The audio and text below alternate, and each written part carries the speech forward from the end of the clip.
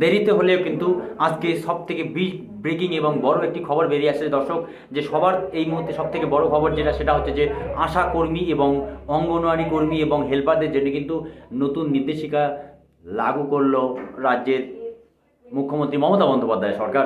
তিনি সরাসরি ফেসবুকে তিনি তার ফেসবুক পেজে তিনি পোস্ট করেন এবং পোস্ট করে তিনি ঘোষণা করেন যে কয়েকদিনের মধ্যে কিন্তু বেশ কিছুদিন ধরে কিন্তু যে আশাকর্মীদের যে আন্দোলন চলছিল, চারিদিকে কিন্তু আশারা আন্দোলন করছিল, তার কারণ স্বাস্থ্য দপ্তরের কিন্তু মূল যে কাণ্ডারি একমাত্র বলা চলে আশাকর্মীদের, সেই মোতাবেক কিন্তু তাদের বেতন খুব নিম্নমানের এবং অঙ্গনওয়াড়ি কর্মী এবং অঙ্গনওয়াড়ি হেল্পারদের ক্ষেত্রে কিন্তু এ রাজ্যের মুখ্যমন্ত্রী মাননীয় মমতা বন্দ্যোপাধ্যায় তাদের দেরিতে হলে কিন্তু বেতন বড় একটি বেতন ঘোষণা করলেন। সেটা কবে কার্যকারী হবে এবং তার বেতন বেড়ে কত হবে সেই বিষয়ে ভিডিওতে আজকে কথা হবে। তো যাই হোক, দেরি না করে আমরা মূল আলোচনা শুরু করছি।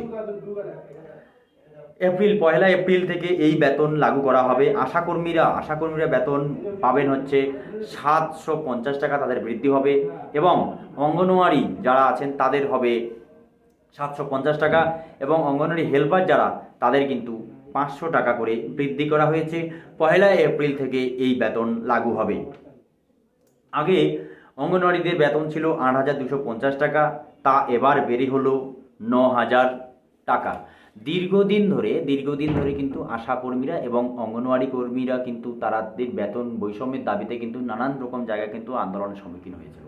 একমাত্র তারাই পারত যে আশাকর্মীরা কিন্তু সমস্ত জায়গায় কিন্তু যখন তারা আন্দোলনে সামিল হয়েছিল, দক্ষিণবঙ্গে বেশ কিছু জায়গায় কিন্তু আন্দোলন অলরেডি বিরাট আকার ধারণ করেছে, এবং সামনে যে পোলিও যে ক্যাম্প ছিল সেখানেও কিন্তু তারা যায়নি। দক্ষিণবঙ্গে বিরাট আন্দোলনে সামিল হয়েছিল আশাকর্মীরা, কিন্তু দেরিতে হলেও মুখ্যমন্ত্রী মাননীয় মমতা বন্দ্যোপাধ্যায়ের এই ঘোষণায় হয়তো আশা করি আশাকর্মীরা খুশি হবেন।